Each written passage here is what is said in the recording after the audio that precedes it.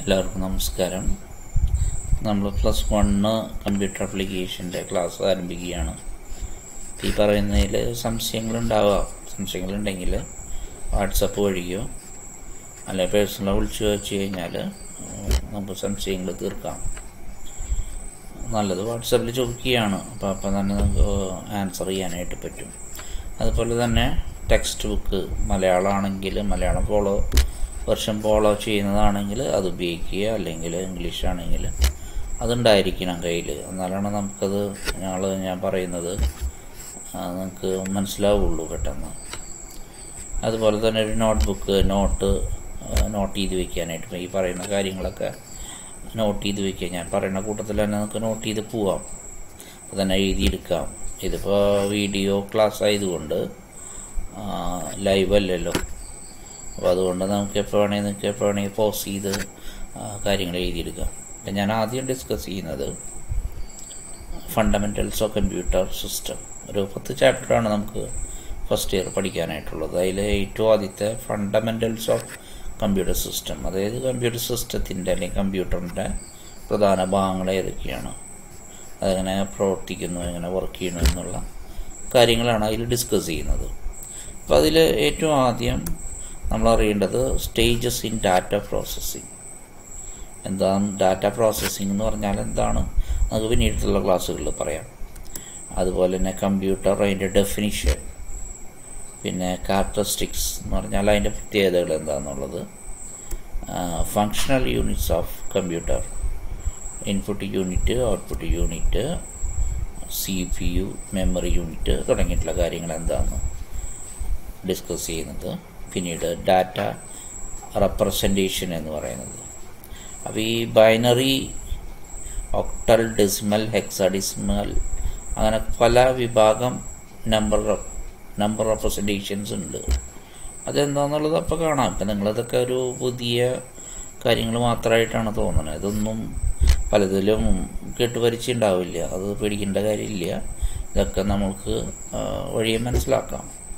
പിന്നെ internal storage, encoding characters, അതൊക്കെ എന്താണെന്നുള്ളത്. ഈ 5 കാര്യങ്ങളാണ് ഇപ്പോൾ നിങ്ങൾ ഈ കണ്ടിട്ടുള്ള നമ്മൾ പോയിൻ്റ് ബൈ പോയിൻ്റ് ആയിട്ട് പറഞ്ഞിരിക്കുന്ന 5 കാര്യങ്ങളാണ് ഫസ്റ്റ് ചാപ്റ്ററിൽ ഡിസ്കസ് ചെയ്യുന്നത്. അപ്പോൾ അത് വഴിയെ പല ക്ലാസ്സുകളിലായിട്ട് നമ്മൾ ചാപ്റ്റർ 1 തന്നെ ഒരുപാട് ക്ലാസ് വരുന്നുണ്ട്. അപ്പോൾ അതിൽ വിശദമായിട്ട് നമുക്കത് കാണാൻ മനസ്സിലാക്കാം.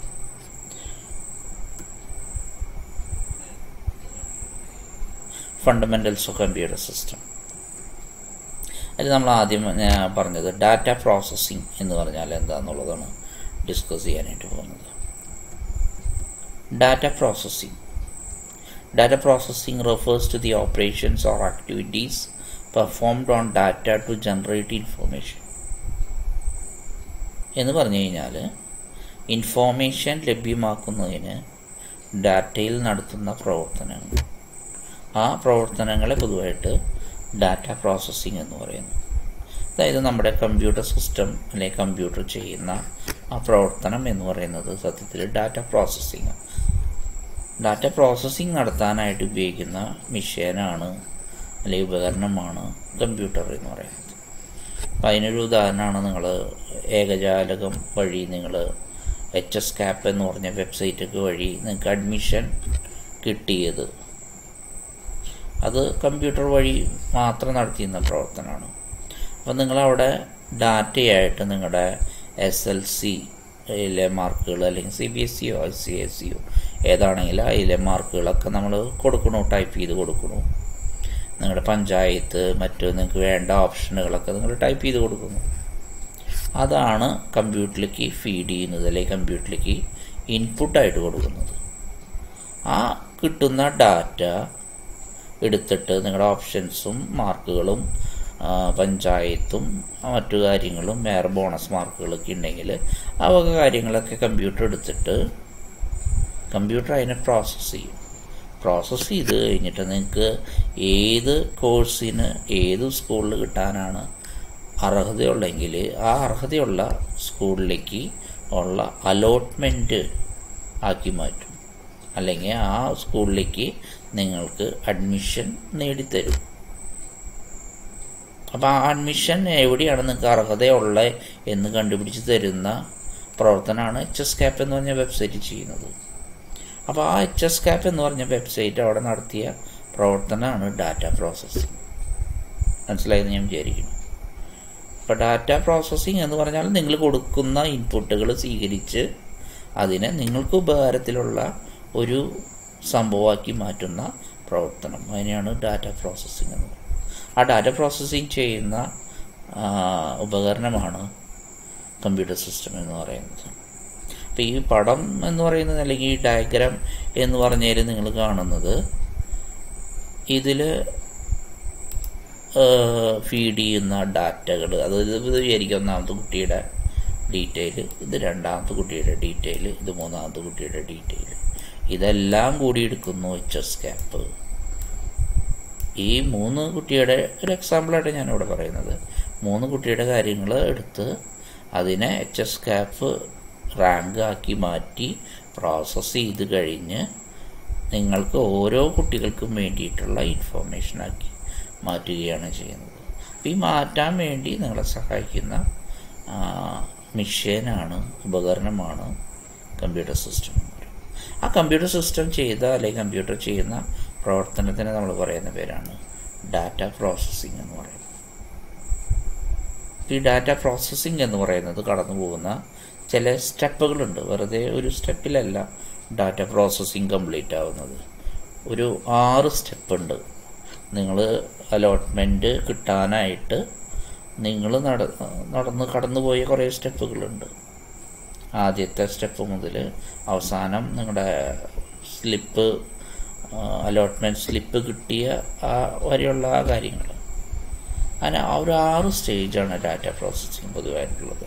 അതിൽ ഒന്നാമത്തെ സ്റ്റേജ് ഡാറ്റ ക്യാപ്ചറിങ്, രണ്ടാമത്തെ സ്റ്റേജ് എന്ന് പറയുന്നത് input, 1 data capturing, 2 input, 3 processing.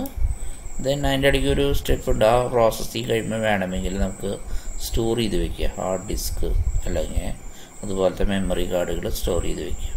Then output, distribution. ഈ സ്റ്റെപ്പുകളെയാണ് നമ്മൾ ഡാറ്റ പ്രോസസ്സിങ് സ്റ്റെപ്സ് എന്ന് പറയുന്നത്.